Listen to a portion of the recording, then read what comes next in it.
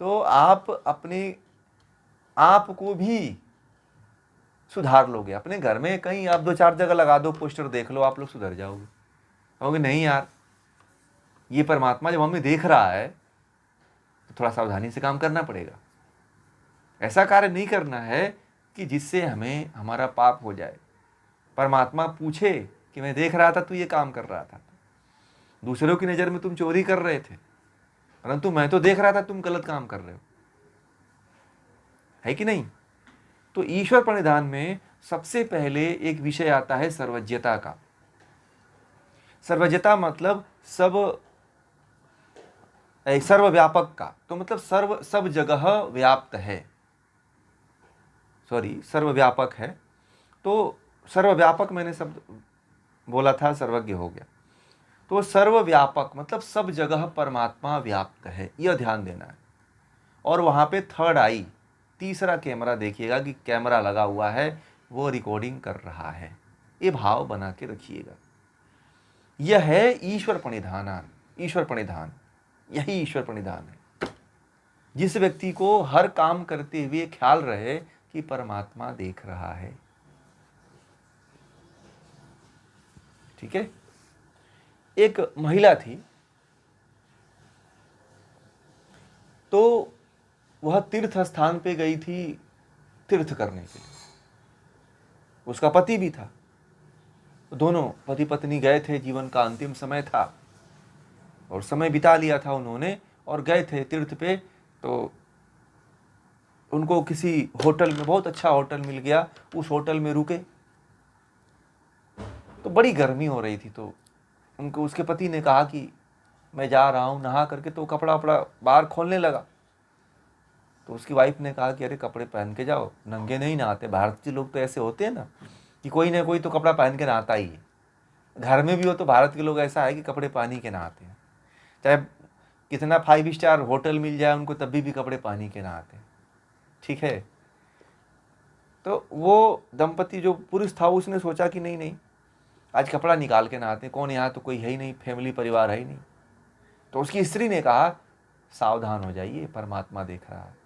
शास्त्रों में वर्णित है कि कभी भी नंगे नहीं स्नान करना चाहिए, है कि नहीं? अब देखिएगा, भारत के लोगों की एक खासियत रही है कि नदी में भी स्नान करते हैं भारत के लोग। ये विदेशों की प्रचलन हमारे देश में से आके शामिल हो गई। नहीं तो आप ये देखा जाता था कि कोई भी नंगे नहीं स्नान करता था। तो इसका देख करके उसका पुरुष को तुरंत ख्याल आया कि अरे ये तो बात तुमने बहुत, ये तीर्थ स्थान पे पाप करने से मैं बच गया, मुझे ख्याल ही नहीं रहा, और मैं पूरे जीवन भर भी इसका पालन करता रहा, यहाँ आकर के तो मेरा सब भंगी हो जाता, मेरी तीर्थ यात्रा ही गड़बड़ हो जाती। ठीक है। तो कहा कि आपने तो बहुत बड़ा पाप से मुझे बचा लिया। तो ये ध्यान यदि आपको है ना कि परमात्मा देख रहा है, सर्वव्यापक है, यही ईश्वर प्रणिधान है। यानी आपको ख्याल रहे कि आप जो भी कार्य करने जा रहे हो उसमें परमात्मा आपको देख रहा है, ये भाव आपके अंदर बना रहे। और वह सब कुछ जानता है। ईश्वर सर्वज्ञ है, ईश्वर मुझे देख रहा है, वो सब कुछ जानता है, सर्वज्ञ है और देख भी रहा है, सब कुछ जानने वाला है और देख रहा है। ये भाव ईश्वर प्रणिधानान। ठीक है।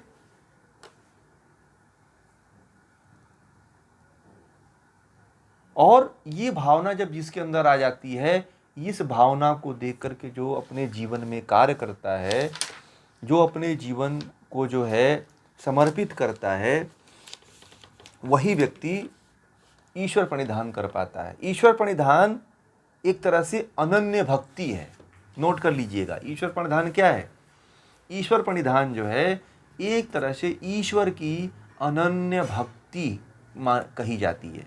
अनन्य भक्ति, अनन्य का मतलब कि अब उसके जैसा किसी दूसरे से प्रेम हो ही नहीं सकता है। अनन्य का मतलब ये होता है।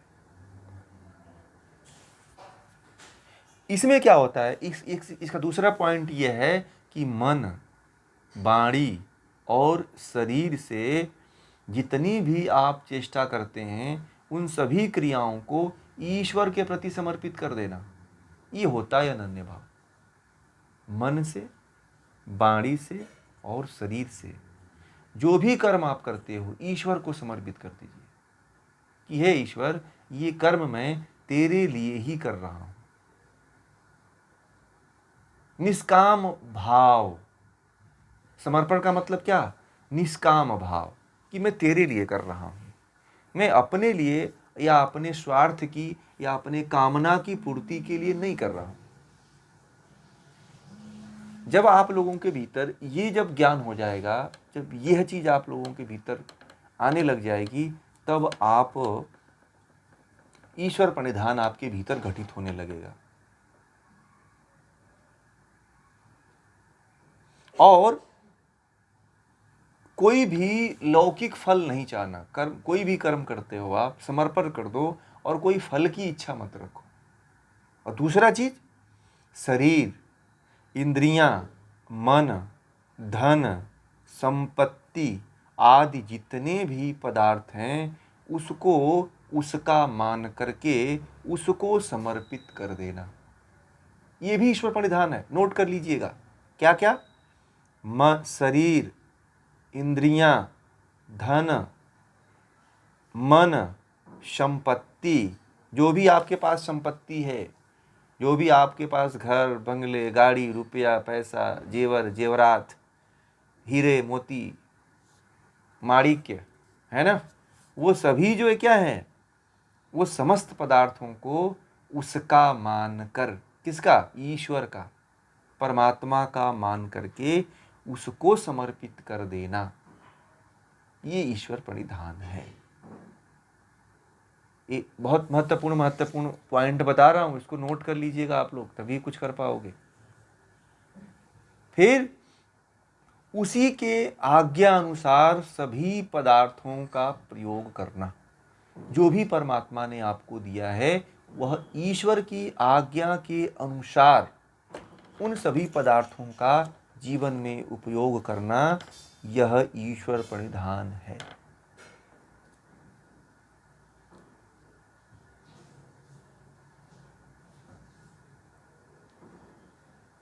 और ईश्वर को सबसे प्रिय समझना, अपना पिता, अपना माता, आचार्य, गुरु, राजा, अधिकारी, सब कुछ परमात्मा को समझना, यह ईश्वर प्रणिधान है। ठीक है? आप लोग कभी ऐसा करते हो? आप तो मान बैठे हो कि हमारे ऊपर तो कोई अधिकारी है, मेरे तो घर में सबसे बड़े मेरे फलाना आदमी है, यही मानते हैं ना। आप माता पिता से, गुरु से भी ऊंचा दर्जा दो ईश्वर को, यह ईश्वर प्रणिधान है, धान है। ठीक है?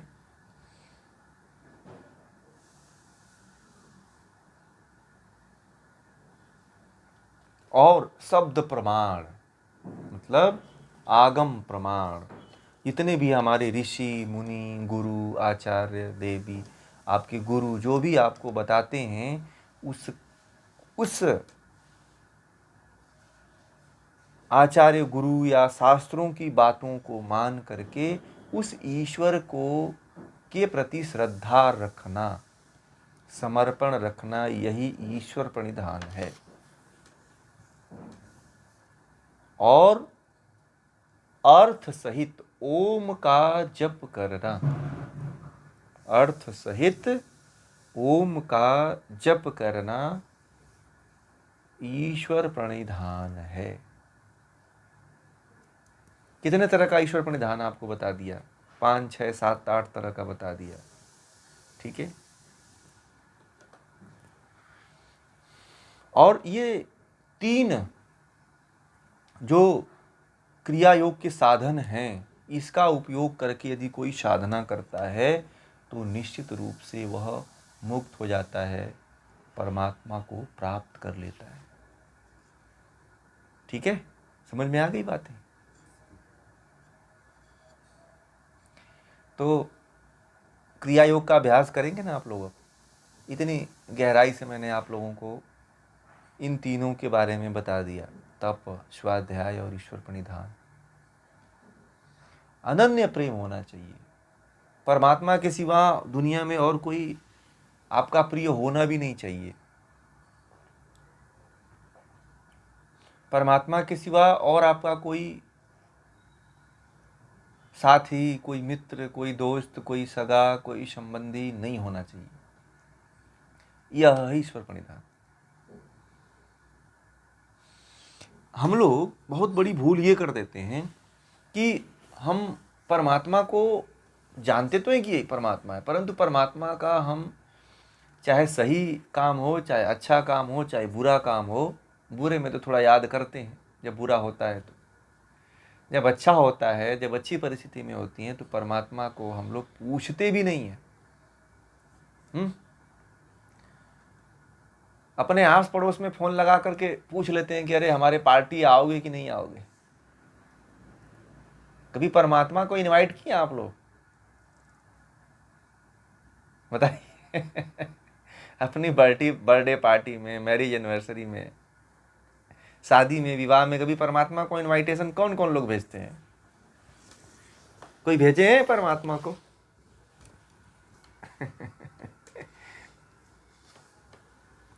भेजना चाहिए। बिना पता का भेजा करिए।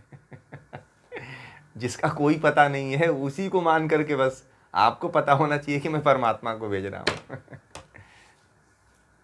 हैं? हैं?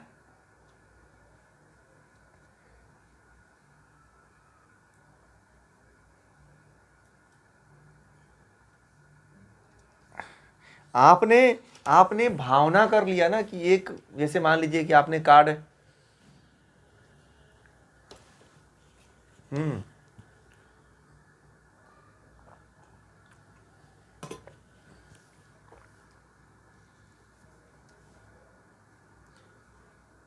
के पास रख देते हैं, फोटो के पास रख देते हैं। अरे परमात्मा का तो कोई पता ही नहीं है भाई, बिना पते पे भेजिए। एक कहानी है कि एक गांव का व्यक्ति था, बड़ा ईश्वर का प्रिय था। तो वह जो है पोस्ट ऑफिस में गया और पोस्टमैन से कहा, भैया हमें ये परमात्मा को छोड़ना है। ठीक है, तो पोस्ट ऑफिस जो पोस्टमैन था कहता, तुम पागल हो क्या? उसका उसका कहाँ से हम लोग भेजेंगे? नहीं नहीं, तुम पोस्ट करो, जितना पैसा लगेगा हम देंगे, परमात्मा के यहाँ पोस्ट करना है मुझे, तो पता लिखो इस पर। ठीक है, वो जाता था डेली और कहता था, पता इसको परमात्मा को छोड़ना है। वो लेके जाता था और तो जो जितने भी वहाँ पे अधिकारी होते थे बोलते थे कि तुम जाओ और उस जो बॉक्स रहता है ना उसमें डाल के आ जाओ, जाओ। तो बोला नहीं, रजिस्टर पोस्ट करना है। बोला नहीं नहीं, तुम उसी में डाल दो, परमात्मा के यहाँ वो चला जाएगा। वो ज़्यादा रिस्क नहीं लेते थे, वो कहते थे कि तुम उसी में डालाओ। और वो हट कर देता था, नहीं बोलता था कि हमें परमात्मा को भेजना है, चिट्ठी लिखना है। पहले चिट्ठी, बड़ा भक्त व्यक्ति था वो, तो वो कहता था कि परमात्मा को हमें एक चिट्ठी लिख के भेजे हैं तो आप पहुँचा देना। तो कहते थे अजीब आदमी, पागल कहाँ से आ जाता है डेली एक चिट्ठी लिख करके। तो संयोग से जो है एक बहुत ही बुजुर्ग जो है रिटायरमेंट होने वाला एक स्टेशन पोस्ट मास्टर था, वो आया वहाँ पे ट्रांसफ़र होकर के। तो उसके लेटर को उस बॉक्स से उसने कम से कम जो है 50 लेटर लिखे थे। ठीक है, उस 50 लेटर को कोई खोला नहीं था, कोई देखता नहीं था, क्योंकि जानते थे कि ये पागल है। और डेली आता था वह, परमात्मा के नाम से लेटर छोड़ के चला जाता था। ठीक है, जब उस पोस्ट मास्टर ने उसके लेटर को खोलना शुरू किया तो परमात्मा के प्रति ऐसी भक्ति वो देखा था कि उस लेटरों को उसने एक पुस्तक बनवा दिया। समझ रहे हैं? जिसको वो लोग पागल कहते थे, उस लेटर को वह पुस्तक बना दिया और लोगों से कहा कि इस पुस्तक को पढ़ो। जो पढ़ता था तो उसमें परमात्मा के प्रति इतना अनन्य प्रेम भाव उसके प्रति रहता था कि वह पुस्तक बड़े जोरों से बिकने लगी। उस समय की बात है, ये कहानी सही नहीं है, परंतु ये जो कहानी है, इस कहानी का सार बता रहा हूँ। सत्य नहीं है, परंतु सत्य को बताती है ये कहानी। फिर उस पोस्ट मास्टर ने उसको बुलाया और कहा कि उस व्यक्ति को बुलाया जाए, और जितना बुक का पैसा हुआ था और जितना हुआ था उस व्यक्ति को दे दिया गया। और उसको कहा गया कि आपने जो परमात्मा को चिट्ठी लिखा था, वो परमात्मा ने वह चिट्ठी हमको पुनः से भेज दिया है, और ये पुस्तक जो आपने जितना भी लेटर लिखा हुआ था, चिट्ठी लिखा हुआ था, इस पुस्तक में सारी वर्णित है।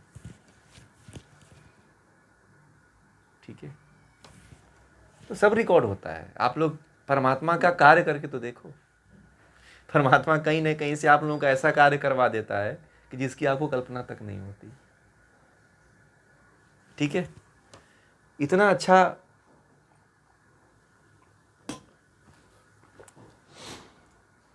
परमात्मा के प्रति न्यौछावर होकर के देखिए। मैं कहता हूं कि परमात्मा के प्रति आप लोग स्पीड पोस्ट किया करो।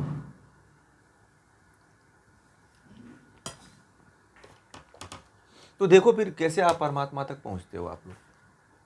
यही ईश्वर प्रणिधान है। जितने भी परमात्मा के प्रिय होते हैं, वो उनको दुनिया पागल कहती है कि पागल हो गया है, तो बावला हो गया है? गांडा हो गया है, फलाना हो गया है, ऐसा हो गया है। परमात्मा के प्रिय होइए।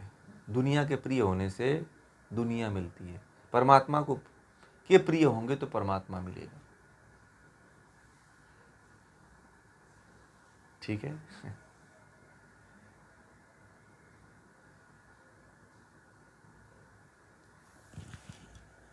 परमात्मा से कभी बात करते हैं आप लोग? हैं? परमात्मा के लिए कभी रोए हैं आप लोग?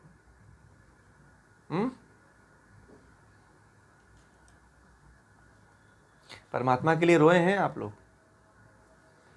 हैं? नहीं, बिगड़ने के लिए नहीं, परमात्मा के लिए कभी रोए हैं? कभी नहीं रोए हैं। यही ईश्वर प्रणिधान है। परमात्मा के लिए कभी आप लोग दुखी हुए हैं? ये सोचने वाली ये पॉइंट है, ये ईश्वर प्रणिधान है। आप संसार के हर व्यक्ति के लिए, हर पदार्थ के लिए दुखी हुए होंगे, परंतु क्या कभी अपने जीवन में एक बार भी परमात्मा के लिए दुखी हुए होंगे? क्या एक बार भी परमात्मा का इंतजार आपने कभी किया है? क्या परमात्मा से एक बार भी चाहा है कि तू मेरे साथ आ जा? संसार के लोगों को तो हमेशा ढूंढते रहते हो कि यार मेरे साथ कोई हो जाता, और साथ तो ढूंढ लेते हो दुनिया में, परंतु क्या कभी परमात्मा का साथ आप लोगों ने ढूंढने का प्रयास किया?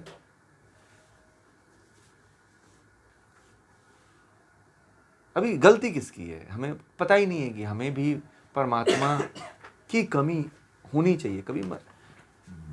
आप कभी बच्चे का, परिवार का, पत्नी का, पति का कमी महसूस करते हो आप लोग अपने जीवन में? दोस्त की कमी महसूस करते हो, लोगों की कमी महसूस करते हो, भोजन की कमी महसूस करते हो, परंतु कभी परमात्मा की कमी कोई नहीं महसूस करता।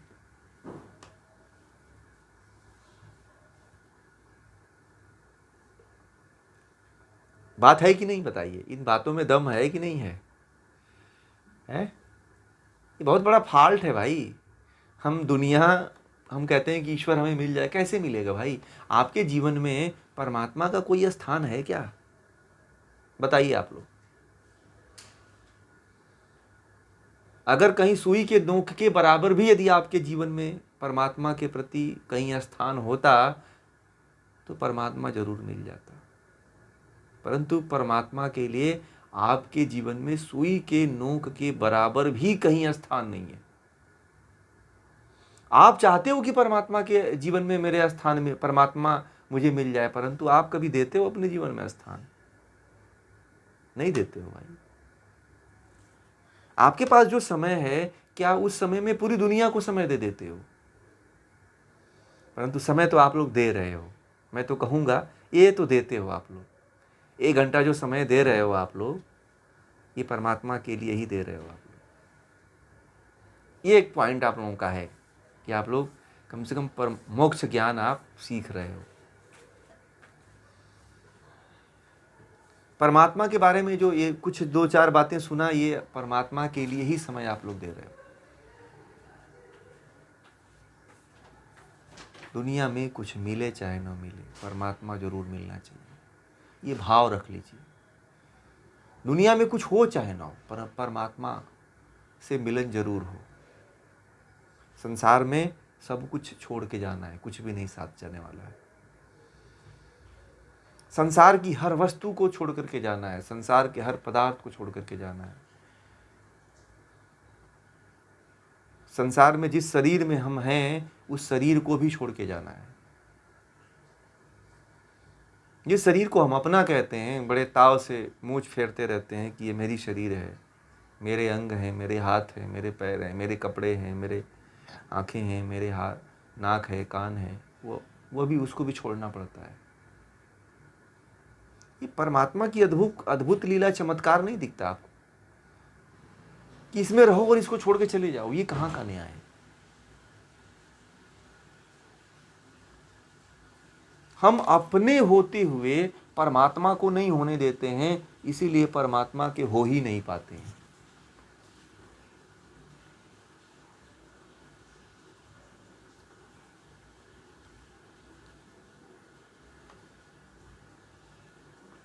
इसलिए बहुत से लोगों के बारे में, भक्तों के बारे में सुना होगा कि हम तुम्हारे हैं प्रभु जी, हम तुम्हारे ही रहेंगे।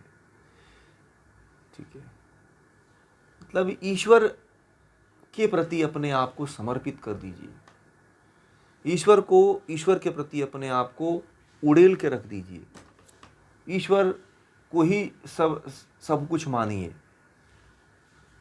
यही ईश्वर प्रणिधान है, यही ईश्वर प्रणिधान करने का एक मंत्र है। इन सिद्धांतों को यदि आप लोग जीवन में अपना लेते हैं तो जीवन में कभी दुख नहीं होगा। दुख किस लिए होता है कि फलानी चीज़ नहीं मिली, मुझे ये चीज़ नहीं हुआ, मैं ऐसा नहीं हूँ, मैं वैसा नहीं हूँ, मैं इस तरह से नहीं हूँ, मैं उस तरह से नहीं हूँ। ठीक है, होता है कि नहीं होता है ऐसा?